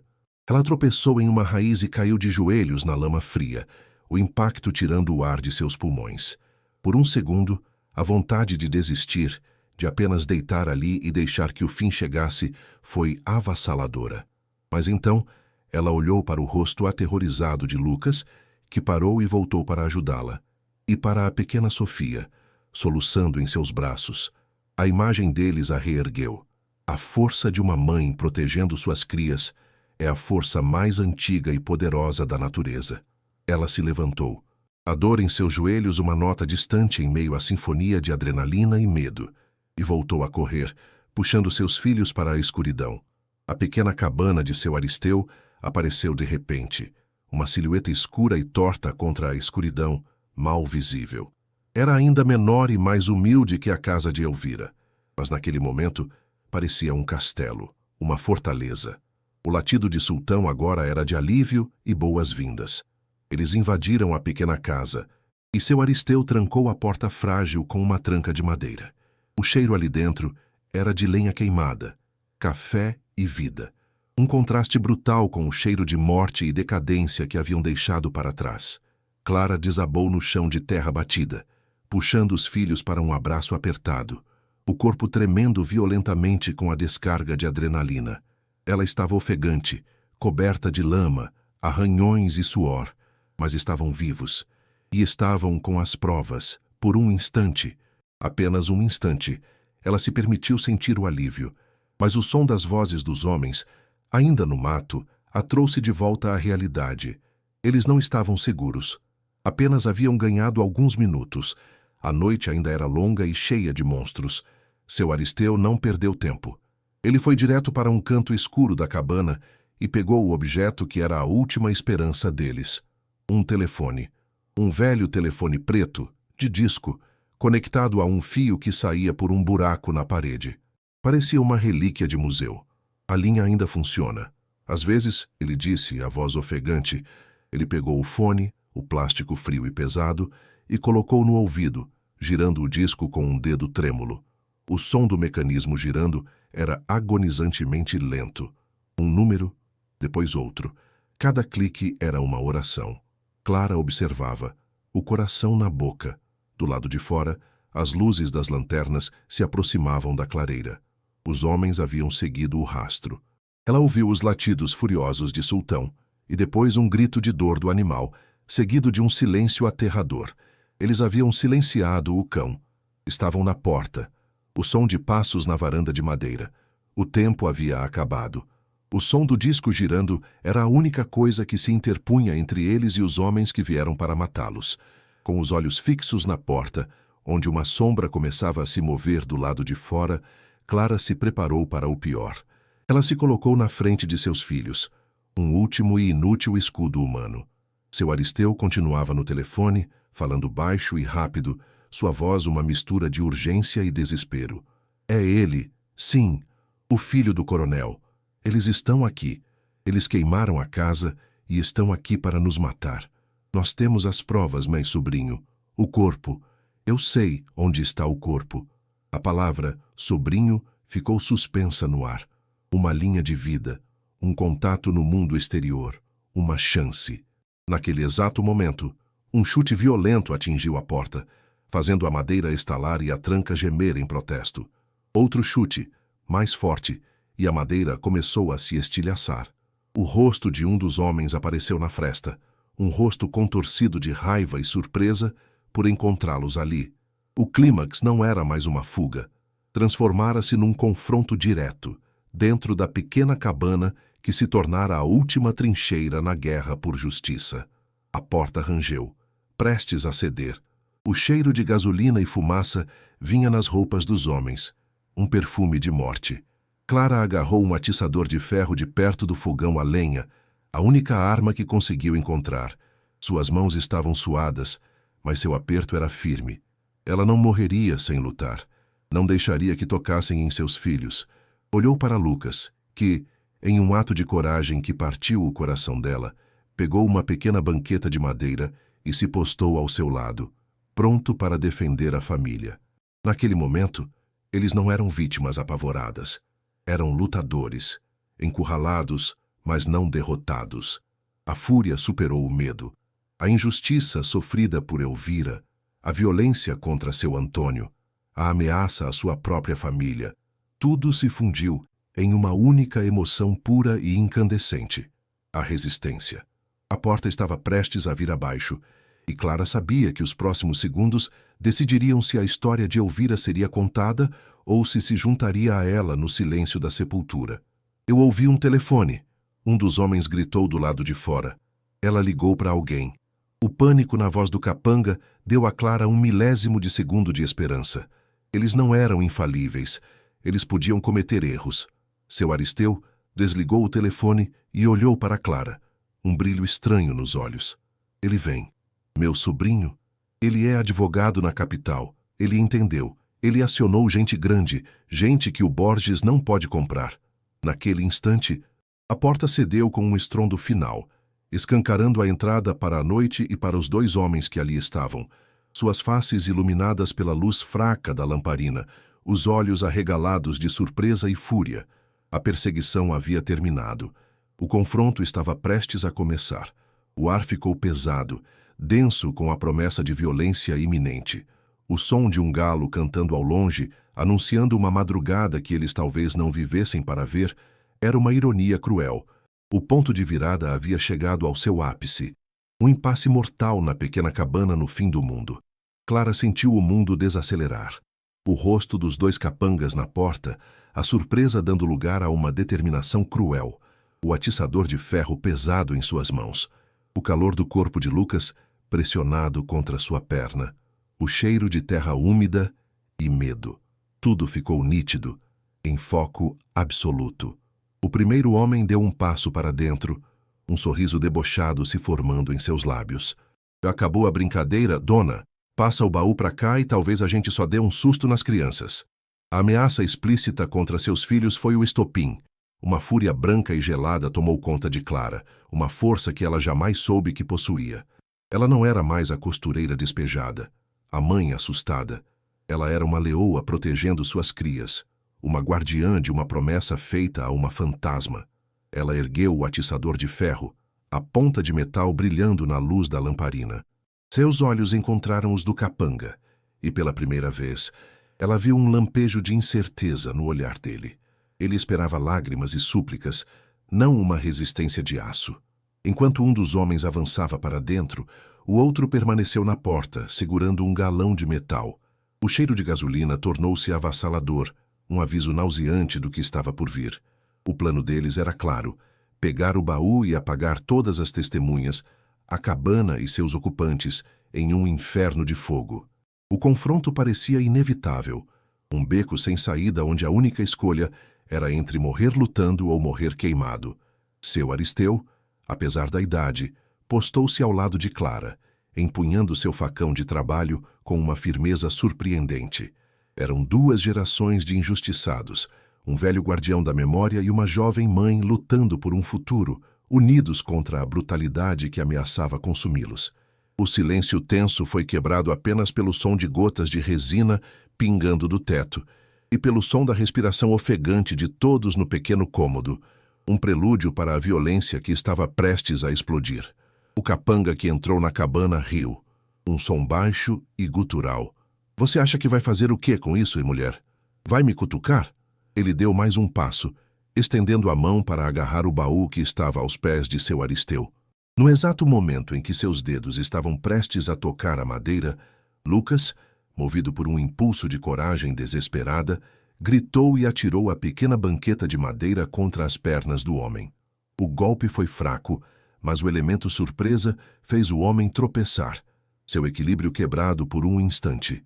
Foi a abertura que Clara precisava, com um grito que rasgou sua própria garganta, um grito de dor, raiva e medo acumulados.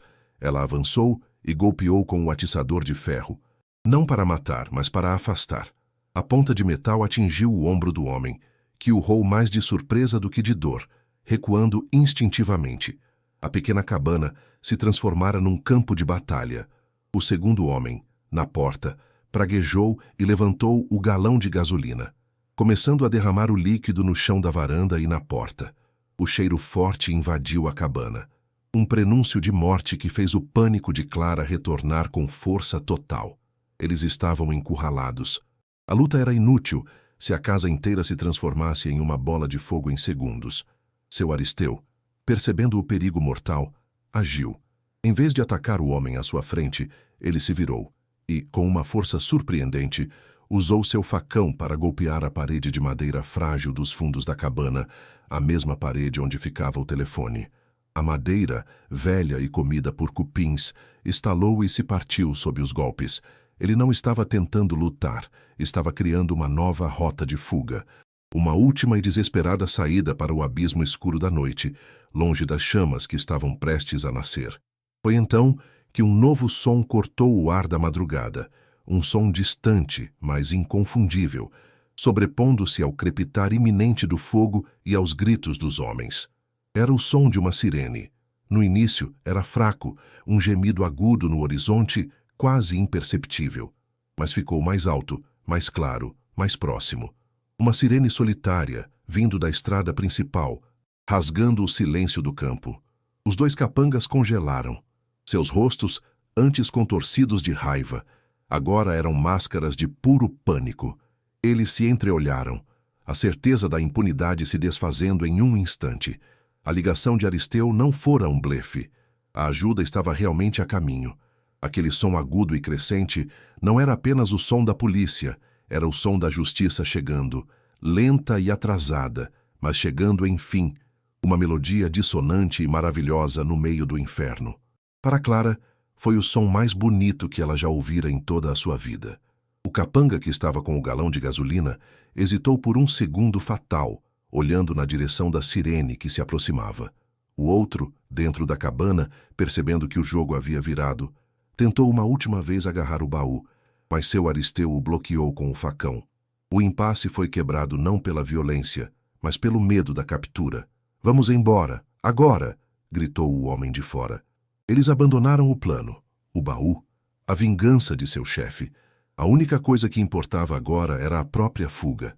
Eles se viraram e correram em direção à sua caminhonete, tropeçando na escuridão, tão desesperados para escapar quanto Clara estivera minutos antes.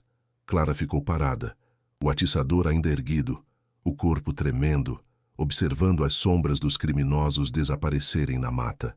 O som do motor da caminhonete ligando às pressas e cantando pneus na terra foi a música da sua vitória. Eles haviam sobrevivido. Contra todas as probabilidades, eles haviam resistido e sobrevivido. A sirene, agora um grito ensurdecedor, rasgou o véu da noite. Luzes azuis e vermelhas pulsaram erraticamente, varrendo a mata e pintando a pequena cabana com cores de emergência e esperança. Clara, ainda com o atiçador de ferro nas mãos, Viu através da porta arrombada os veículos parando. Não a polícia local, mas duas caminhonetes escuras com a insígnia da Polícia Federal. Homens fortemente armados, com coletes e rostos sérios, desceram com uma eficiência que não pertencia àquele lugar esquecido. Um deles, um homem de meia idade com um olhar calmo e penetrante, aproximou-se, seus passos firmes no chão de terra. Ele não olhou para ela como uma criminosa ou uma louca, mas com uma seriedade respeitosa. "Senhora Clara?" ele perguntou, a voz grave. Pela primeira vez em dias, Clara sentiu o nó de gelo em seu estômago começar a derreter. O chão sob seus pés, que parecera um abismo por tanto tempo, de repente pareceu sólido. A ajuda que chegara não era comprável. Era a lei, em sua forma mais pura e implacável. Com as mãos ainda tremendo, não mais de medo, mas de pura exaustão e alívio, Clara entregou o baú ao sobrinho de Aristeu, um jovem advogado de óculos e rosto pálido, que chegara com os policiais. Ele abriu a arca ali mesmo, à luz das lanternas táticas, revelando o diário de couro, as cartas amarradas com fitas desbotadas e os títulos de propriedade amarelados. O ar ficou pesado de história. Ao lado, seu Aristeu, com uma dignidade que a idade não lhe roubara, narrou com a voz firme o que vira 50 anos antes. Ele descreveu a figueira, o som das pás, o silêncio do enterro de Antônio. Cada palavra sua era um prego no caixão de Valdemar Borges. O advogado anotava tudo, explicando aos agentes federais a cronologia do crime, conectando a grilagem, o assassinato e a ocultação de cadáver. O peso daquele segredo, carregado por tanto tempo na alma de um homem e nas páginas de um diário, era finalmente transferido para as mãos da justiça. O silêncio da cabana era agora o de uma confissão sendo ouvida. A operação foi deflagrada ao primeiro sinal do amanhecer. Uma névoa baixa pairava sobre os campos, mas o caminho estava claro. Liderados por um seu Aristeu rejuvenescido pela promessa de justiça, os agentes federais e uma equipe de peritos seguiram para as terras dos Borges. Não houve resistência. Os funcionários da fazenda, acostumados com a autoridade absoluta do patrão, apenas observavam, atônitos e assustados. Chegaram à figueira antiga, um monumento da natureza cujas raízes retorcidas guardavam um segredo macabro. A área foi isolada. O som das pás, desta vez, não era para ocultar um crime, mas para revelá-lo. A tensão era palpável. Cada pá de terra removida era uma contagem regressiva. E então, um dos peritos parou. "Temos algo aqui. Primeiro, um pedaço de tecido apodrecido. Depois, um osso. E logo, a ossada completa de um homem, enterrado numa cova rasa. A verdade, depois de meio século no escuro, finalmente via a luz do dia, irrefutável e acusadora. O corpo de Antônio fora encontrado. Valdemar Borges foi preso durante o seu café da manhã. Em sua mansão, com colunas brancas e jardins impecáveis, ele lia o jornal financeiro quando as caminhonetes da Polícia Federal subiram por sua alameda particular. Seu primeiro sentimento foi de irritação, não de medo. Ele estava acostumado a que as autoridades viessem a ele com respeito, pedindo favores. Mas quando viu os agentes entrando em sua casa com um mandado de prisão por assassinato, fraude e formação de quadrilha, seu rosto, bronzeado e confiante, tornou-se uma máscara pálida de choque. O sorriso arrogante congelou e se desfez. Ele tentou fazer uma ligação, gritar o nome de políticos influentes, mas suas mãos foram firmemente presas em algemas de metal frio. A imagem do benfeitor da cidade, do empresário de sucesso, desmoronou ali mesmo, sobre o seu tapete persa. Ao ser conduzido para fora, o homem que se julgava um rei era apenas um criminoso comum. Sua queda, tão espetacular quanto sua ascensão, fora cruel. O império de sangue começava a ruir. Os meses que se seguiram foram um borrão de procedimentos legais, depoimentos e batalhas judiciais. Com o testemunho de seu Aristeu, a prova material do corpo e os documentos irrefutáveis do baú, o caso contra Valdemar Borges e o legado criminoso de sua família era inabalável. Representada pelo sobrinho de Aristeu, um advogado idealista e incansável, Clara viu a justiça ser feita. A sentença foi histórica. Borges foi condenado a décadas de prisão e a estrutura de poder que ele controlava na região foi desmantelada. Mas a maior vitória para Clara veio de um tribunal cível. A justiça, baseada nos títulos de propriedade originais de Elvira, não apenas anulou a grilagem fraudulenta, mas reconheceu Clara como única herdeira legal, como a legítima proprietária de todas as terras roubadas. Não era apenas o pequeno lote com a casa queimada. Eram milhares de hectares de terra fértil, com rios, matas e um subsolo rico em minério. Ela não herdara uma ruína, herdara um império. A transformação foi vertiginosa, quase violenta em sua magnitude. Clara foi da mulher que contava moedas para sobreviver à dona de uma fortuna que ela mal conseguia compreender. A justiça determinou uma indenização multimilionária pelas décadas de exploração ilegal de minério em suas terras. O dia em que ela viu o saldo em sua nova conta bancária foi um choque. O número era tão longo, tão abstrato, que parecia uma piada. Ela sentiu a mesma náusea que sentira no dia do despejo, mas a causa era outra. O peso daquela riqueza súbita. Lembrou-se da dor da fome, da humilhação, dos R$ 87,50. Lágrimas escorreram por seu rosto, mas não eram de tristeza. Eram de incredulidade, de libertação, de um ciclo de miséria sendo quebrado de forma tão definitiva que parecia um sonho. Com as mãos trêmulas, ela fez sua primeira grande compra. Não um carro de luxo ou joias, mas a melhor comida que o dinheiro podia comprar, para um banquete que ela prometera a si mesma e a seus filhos. Muitos esperavam que ela vendesse as terras e desaparecesse, mas Clara sentia que aquele chão era um legado sagrado. Com uma parte do dinheiro, ela iniciou a reconstrução. No lugar da casa queimada, ela ergueu não uma mansão, mas a casinha branca com varanda e um jardim florido que um dia imaginara em seu desespero, uma réplica perfeita e idealizada dos sonhos de Elvira. Era um ato de teimosia e de amor, mas sua homenagem mais importante foi erguida perto da velha figueira. A árvore, antes um símbolo de horror, foi transformada em um memorial de paz. Clara construiu um pequeno coreto de madeira e uma placa de bronze simples que dizia: em memória de Antônio e Elvira, cujo amor por esta terra sobreviveu à ganância e ao tempo, que sua história nunca seja esquecida. O lugar tornou-se um ponto de peregrinação silenciosa, um lembrete permanente de que a justiça, por mais que tarde, pode florescer até mesmo do solo mais ensanguentado. A terra não era mais amaldiçoada, estava redimida. A vida de Lucas e Sofia foi transformada de maneiras que Clara jamais sonhara. O medo constante em seus olhos foi substituído por uma curiosidade vibrante e pela segurança de uma infância plena. Lucas, que antes carregava o fardo de ser o homem da casa, agora podia ser apenas um menino. Ele foi matriculado na melhor escola da cidade vizinha, e seu amor por videogames foi complementado por uma nova paixão, cavalgar pelas vastas terras que agora eram seu lar.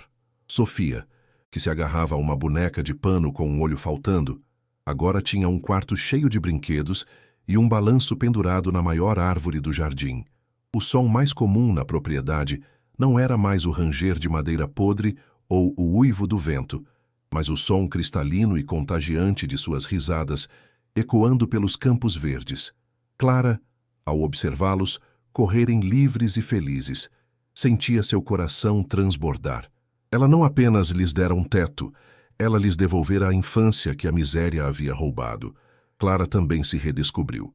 Deixou de ser apenas uma sobrevivente e tornou-se uma construtora. Aprendeu a gerir as terras, iniciando projetos de agricultura sustentável e reflorestamento, honrando o amor que Antônio e Elvira tinham pela natureza. Tornou-se uma força na comunidade, criando uma fundação para ajudar outras famílias em situação de vulnerabilidade, garantindo que ninguém passasse pelo desespero que ela conhecera. Mas em meio a essa nova vida de reuniões, projetos e responsabilidades, ela fez questão de manter um elo com quem era. Em um lindo ateliê com janelas que se abriam para a imensidão verde de suas terras, ela instalou sua velha máquina de costura, Singer. Agora limpa, polida e lubrificada, seu corpo de ferro preto brilhava ao sol. O som familiar do motorzinho era uma melodia de paz.